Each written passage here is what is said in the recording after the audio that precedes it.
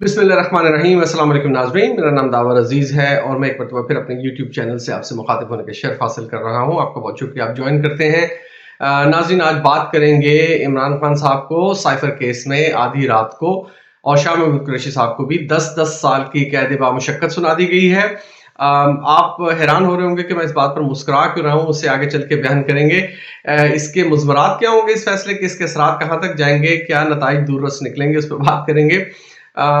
मुस्कुराने की वजह भी जैसे मैंने कहा मैं बताऊंगा, लेकिन उससे पहले गुजारिश करूंगा कि अगर आपने अभी तक मेरा चैनल सब्सक्राइब नहीं किया तो ज़रूर कर लीजिएगा। इससे हौसला अफजाई होती है। अगर मेरे तज्जियों से मुत्तफिक होते हैं तो वीडियो लाइक एंड शेयर भी कीजिए, इससे बात फैलाने में मदद मिलती है।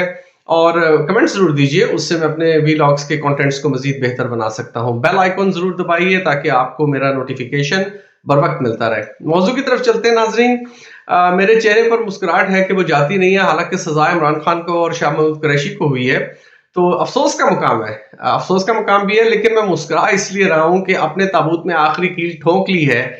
मुक्तदरा हलकों ने भी, अदलिया ने भी, और पीडीएम की जो जमातें इकट्ठी होकर जो इस सारे ताम झाम के पीछे हैं उन्होंने भी। उसकी वजह मैं आपको साफ बता देता हूँ नाजरीन। इस वक्त पाकिस्तान में जो मौजूदा सियासी सूरत हाल है, और ख़ास तौर पर 8 फरवरी के इलेक्शंस के तनाजुर में, इस सजा का पहला और फौरी नतीजा ये निकलेगा कि वो लोग जो अभी तक न्यूट्रल थे, जो अभी तक घरों में बैठे हुए थे, जिनकी तादाद बहुत कम है, क्योंकि 80 से 90% अवाम इस वक्त इमरान खान और पीटीआई की हिमायत करती है, ये न्यूट्रल लोग भी जो घर में आमतौर पे खामोश बैठे रहते हैं, अब वो भी निकलेंगे 8 फरवरी को और वो भी पीटीआई को वोट देंगे। हमदर्दी का वोट भी अब पीटीआई को जाएगा। तो मेरे मुस्कुराने की वजह ये है, इनको नहीं पता कि ये अपने पांव पर खुद कुल्हाड़ी मार बैठे हैं। बल्कि अगर मैं ये कहूं कि पठान से सान पर लगवा कर कुल्हाड़ी की धार तेज करवाई है पहले, और उसके बाद अपने एक नहीं बल्कि दोनों पांव पर मार बैठे हैं।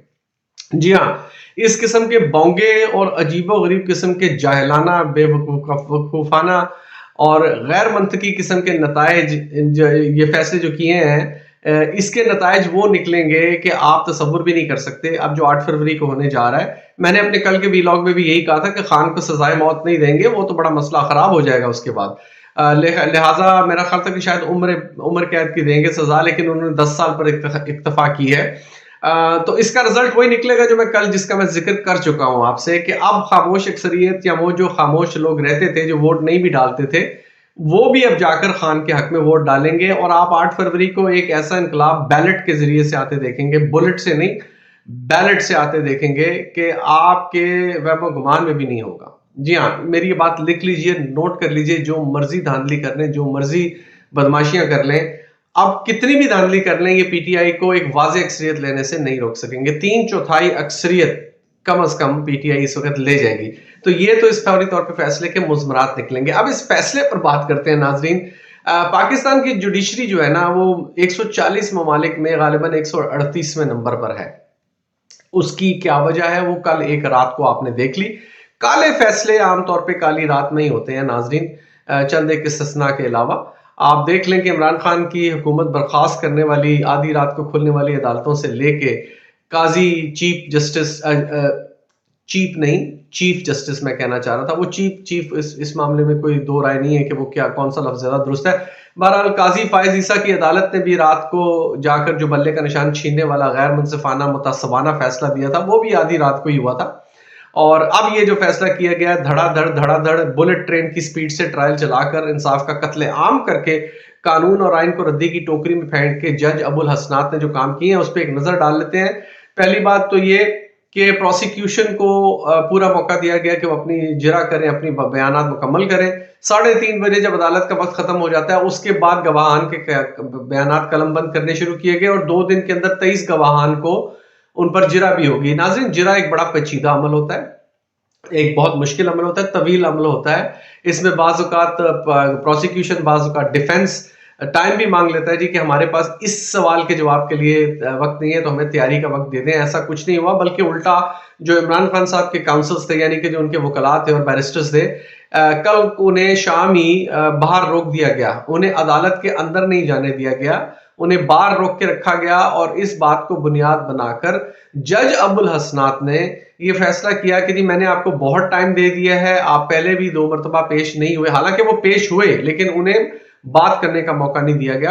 اور انہیں سائٹ پر رکھا گیا. تو اب میں سرکاری وکیل آپ کو فراہم کر رہا ہوں جو عمران خان اور شاہ محمود قریشی کا کیس لڑیں گے، یعنی ان کی طرف سے دفاع کریں گے. اور یہ دونوں وکلا کون تھے؟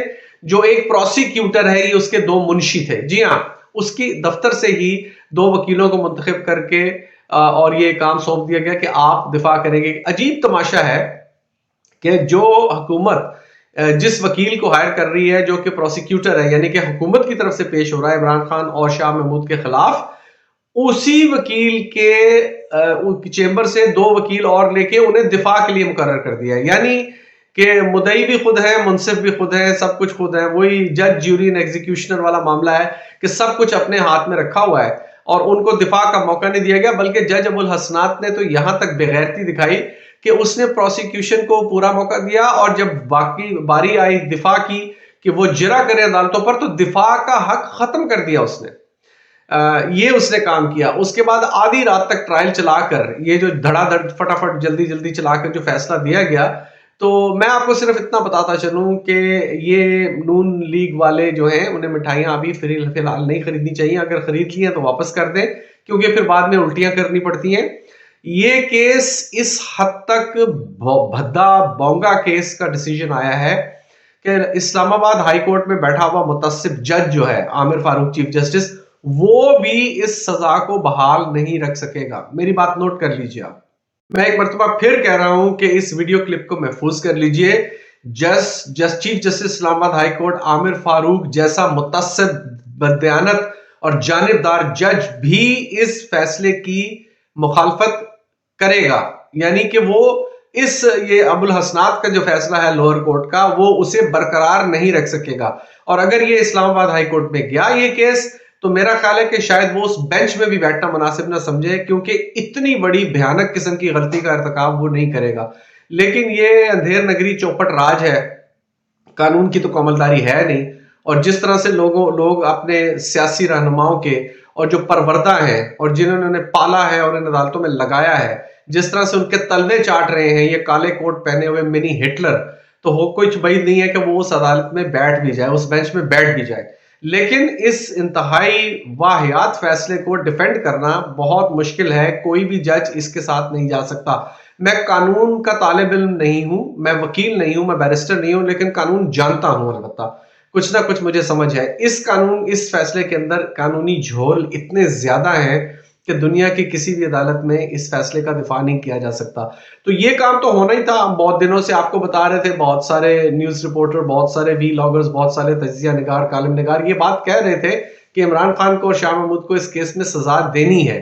سزا اس لیے دینی ہے کہ یہ میاں بھگوڑا شریف صاحب جو ہیں، ان کا مطالبہ تھا کہ کیونکہ مجھے سزا ہوئی، اور یہ کیا عجیب اتفاق نہیں ہے کہ 10 سال کی سزا بامشقت ان کو بھی ہوئی تھی، تو ان کو لیول پلینگ فیلڈ وہ اپنی طرف سے جو کر رہے ہیں، تو عمران خان کو بھی وہی سزا دلوائی گئی تاکہ یہ ایک تاثر جائے کہ جو بھگوڑے شریف نے کیا وہی عمران خان نے کیا. حالانکہ زمین آسمان کا، چاک اینڈ چیز کا، مشرق اور مغرب کا فرق ہے دونوں کیسز میں.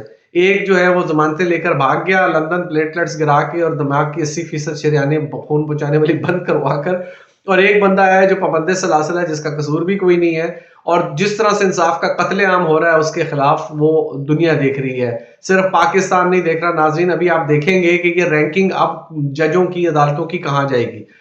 پوری دنیا اس کیس پر نظریں جمائے بیٹھی ہے. اور اب آپ دیکھیں گے کہ الجزیرہ کیا اور CNN کیا اور BBC کیا اور ITV کیا اور دنیا کے دوسرے تیسرے جرائد کیا، جو کچھ اس کے اوپر لکھا جائے گا اس سے آپ کے ملک کی کتنی نیکنامی ہوگی، آپ کی عدلیہ کا وقار مزید کس حد تک گرے گا، یہ آپ دیکھ لیں گے، اپنی آنکھوں سے دیکھ لیں گے. لیکن دوبارہ بات یہ کہنا چاہتا ہوں کہ اس فیصلے کی کوئی وقت نہیں ہے، کوئی حیثیت نہیں ہے، اس جج کی کوئی اوقات نہیں ہے.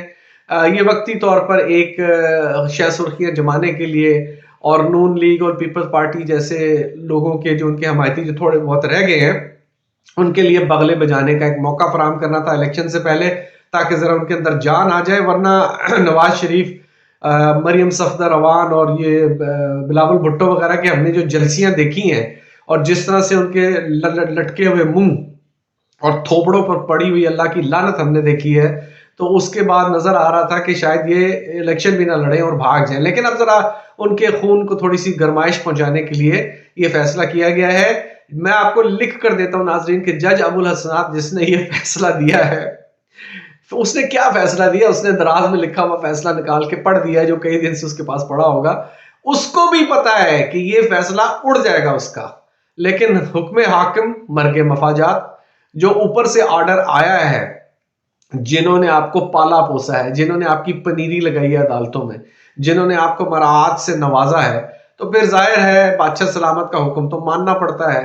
ہاتھی کے پاؤں میں سب کا پاؤں، تو وہ تو کرنا پڑتا ہے، اور وہ انہوں نے کیا، وہ ان کو کرنا ہی تھا. لیکن وہ خود بھی یہ بخوبی یہ بات جانتے ہیں کہ یہ فیصلہ برقرار رہنے والا نہیں ہے. تو پی ٹی آئی کے جو سپورٹرز ہیں، جو کارکنان ہیں، ان کو میرا یہی مشورہ ہے کہ آپ بالکل چندہ فکر نہ کریں اس بات کی، کچھ نہیں ہونے والا.